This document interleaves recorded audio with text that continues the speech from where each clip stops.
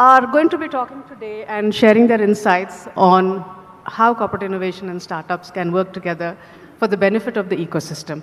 Thank you so much for joining us today, and thank you all for staying awake for the rest of the session. The format is very simple. We'll ask a couple of questions and then open it out to the audience. First question, Mr. Maru, with Toyota Kirloskar, right? It is, especially the one in Bangalore, the Birdi office and the manufacturing setup is largely manufacturing, right? Process-oriented, process-driven, and very almost regimented, I would assume. Otherwise, you're not going to get Six Sigma quality out of it. How does innovation fit into this? How do you go from being this well-oiled machine to having some agile cogs that don't really fit?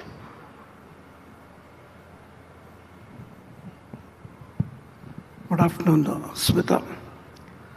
On a lighter note, before we actually begin, any post-lunch session might need a slightly stronger dose than a coffee. And to all those startups who are out there, probably this is one area where you can tackle. I'm sure you'll find a global market.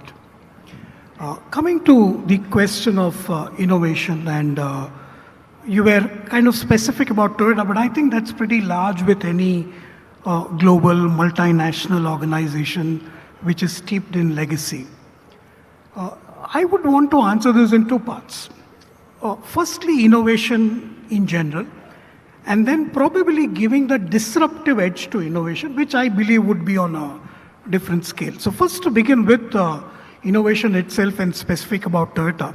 And it does not matter which part of the world you are in, because a Toyota factory, wherever you go in the world, will have a very similar DNA and ethos. But at the core of our operations is the concept of Kaizen, or that continuous, relentless pursuit of what is the next level of improvement. And it might sound very generic and to some extent even exotic, but you need to see the shop floor to believe this concept. So you have day-to-day workers who are doing their job to a point of regimental, like you said, SOP. But one of their key insight that they need to deliver day in, day out is, even within that SOP-driven job, what is the Kaizen that I can do? What is a change in quality, change in cost, change in productivity? And this happens by every single worker almost on a day-to-day basis. So that's innovation at one level. Probably the innovation that you are referring to is a disruptive one, where how do you then scale this up to the next level? And there I think the board plays a very important role. Again, giving the context of Toyota globally, we've got this pet project, which was a vision of the founder, not the founder, but the person at the helm, Mr. Akio Toyoda. It's called the Woven City, right? Once upon a time, Toyota started out as a loom maker, right? We were not into cars. And which is why the concept of weaving together, putting very different thoughts, bringing them together, continues to be our core DNA.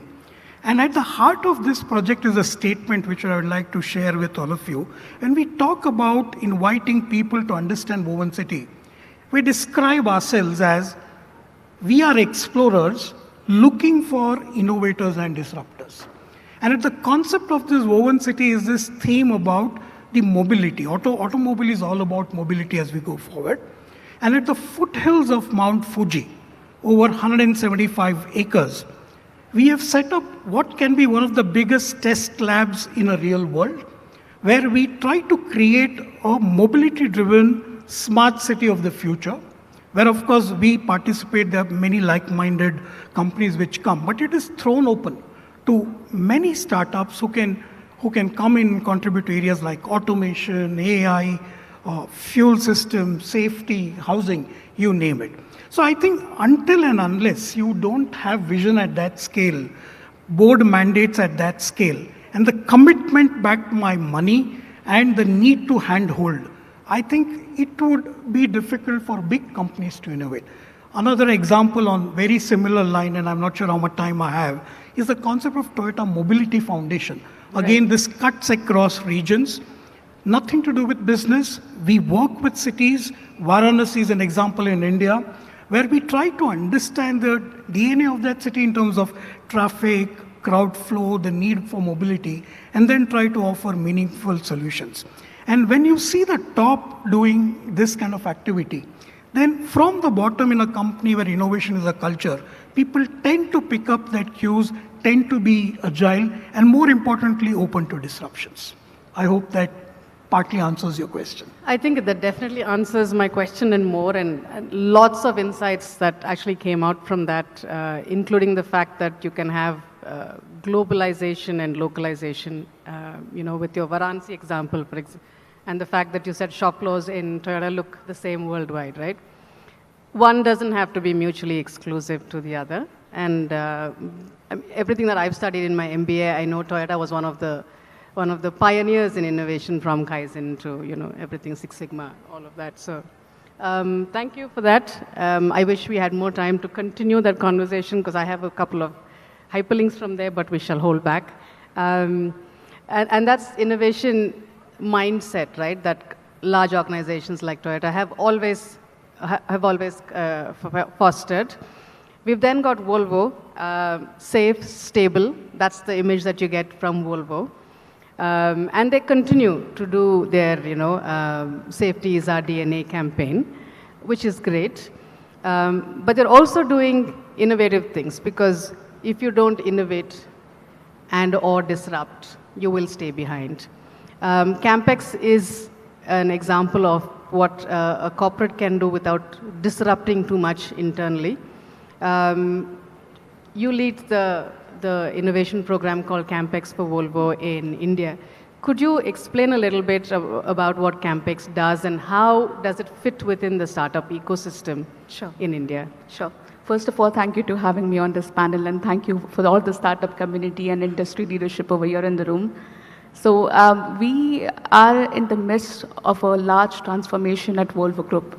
When I say that, we are looking at 100% safe, 100% fossil-free, and 100% more productive solutions in the market.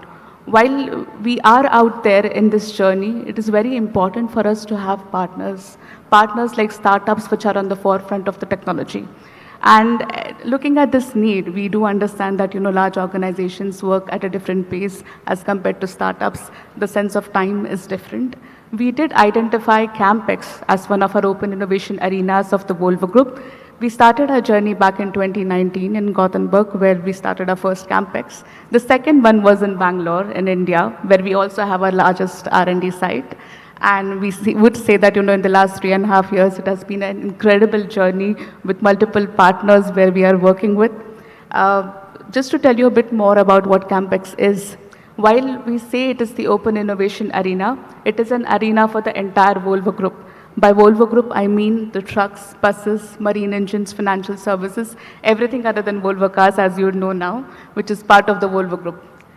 In this space, we are working on very compelling problem statements coming from our product owners and business owners, and we operate in 3 frameworks.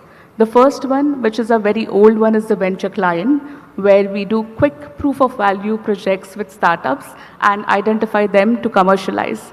Currently, we have about 150 such startup projects globally and about 40 which are in India. The second framework that we also have is the incubator. So incubator is also where we work with early stage startups, early stage global startups, which are based in our Gothenburg facility, where we have startups across the globe working together with mentors, with support from IP, legal, and every other framework that a startup would need to succeed. And the third one, of course, we have is the venture builder. It is meant for our internal employees. We help them have their own startups outside the Volvo Group organization. So this is in short about what we do at Campex. Thank you. That looks like a very comprehensive piece. So if any startups out there looking at mobility and want to get into an incubator, accelerator, you've got friends, you know who to contact. Vishaka will definitely be able to help you understand the program more and get into it. But also an example of a commonly used corporate innovation technique, right? So what can we do to encourage our employees not to leave, and how can we fund their innovation? How do we also look at people who are completely outside the corporate ecosystem, bring them in, right? So thank you for sharing that, Vishaka. Third question to Aman. Aman, you're with public policy with Amazon. Amazon, we know, is one of the biggest innovation hubs. I mean, doesn't need any explanation. It's gone from being an online bookstore to pretty much powering everything, right? I mean, selling books online to, yeah, I'm now the world's biggest cloud computing organization. I will sell you movies. I will, name it, right? I'll sell you vegetables. I mean, Amazon's there today. So they're there whether you like it or not. How does Amazon not just look at innovation internally, but I think very curious to find out everything Amazon does affects the ecosystem. So what do you all have in terms of innovation that helps the ecosystem, not just within Amazon, but outside as well? How does your corporate innovation work both ends? Firstly, thank you for having me here, and thank you for the question. Let me start off by just talking about what as Amazon we do, and then a little bit about the ecosystem.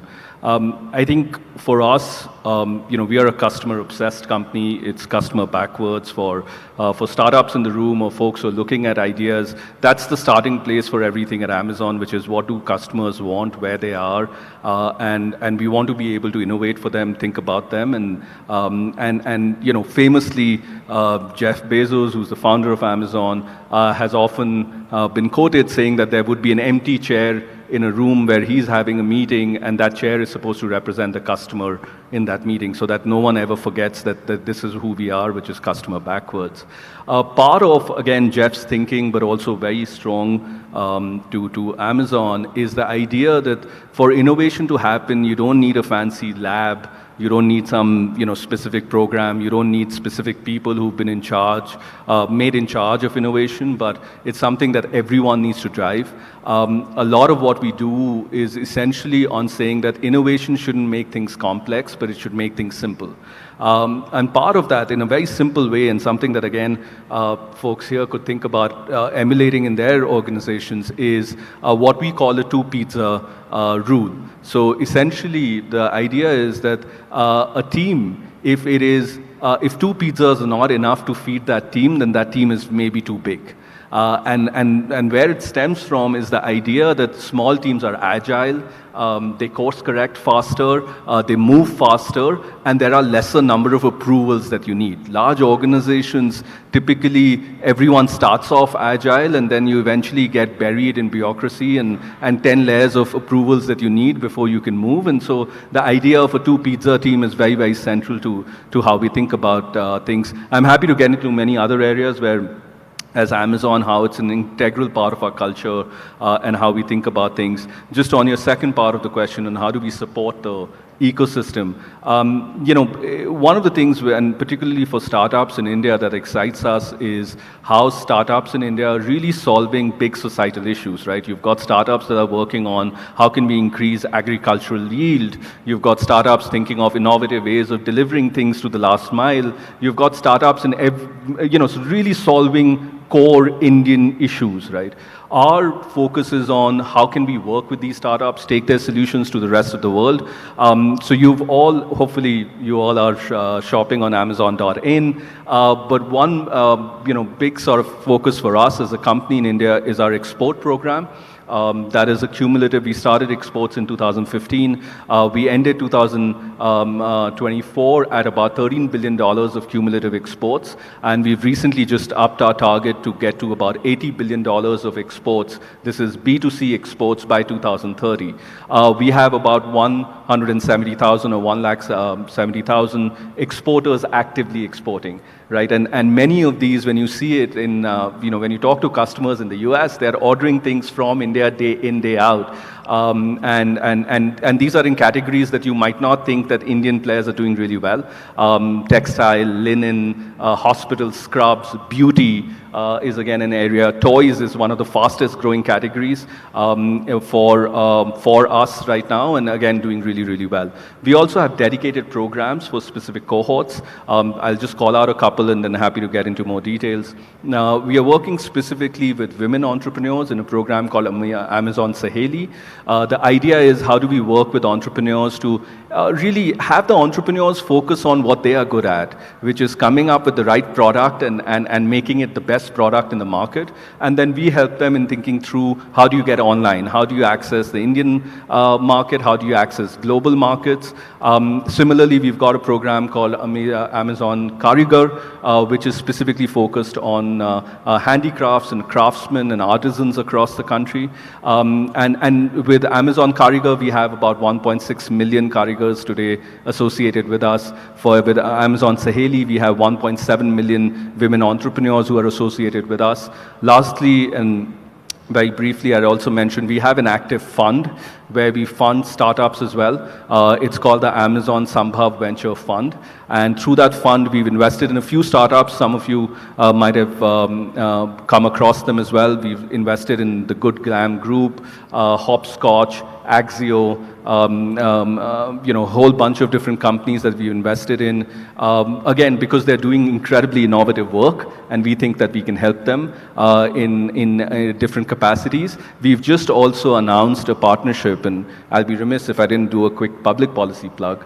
So we've also just worked very closely with the government and the Ministry of Commerce and Trade, the Department of Internal Investment and Internal Trade, DPIIT, to announce a 1,000 crore fund for India, which is specifically for investing in startups focused on manufacturing. And I'm very happy to inform that within a month of launching this, we launched this in December, and last month itself, we made our first investment in a women-led startup from Chhattisgarh, from Raipur, called RAS Beauty, RAS Beauty. Some of you might have heard of it, primarily an online brand. And that just, again, really brings together our idea that, it's not about the big cities, it's not about complicated innovation, it's about innovation happening in every part of the country and how we can help them either get on Amazon or essentially just get on online e-commerce space and how they can access the Indian market and the global market. Thank you, Aman. That did give us, I think, a very, very broad view of what all Amazon does. If there's anything that you can do to disrupt Bangalore's traffic, that would be really welcome. So if you, I don't know, all three of you could possibly have a challenge that you could, do. But jokes apart, I think it's great to see large corporates actually, focusing on innovation programs, because there is one thing which is change, proactive change, and then there's proactive innovation, which is what is disruption, right? There was a famous man who once said, the best way to predict the future is to invent it, right? At some time, we're all looking to do that. And of all of the places in India, and this is no shameless plug for Bangalore, but Bangalore does top the inventions list, right? In terms of startups, number of startups in the ecosystem, in terms of the support that the ecosystem is given, etc.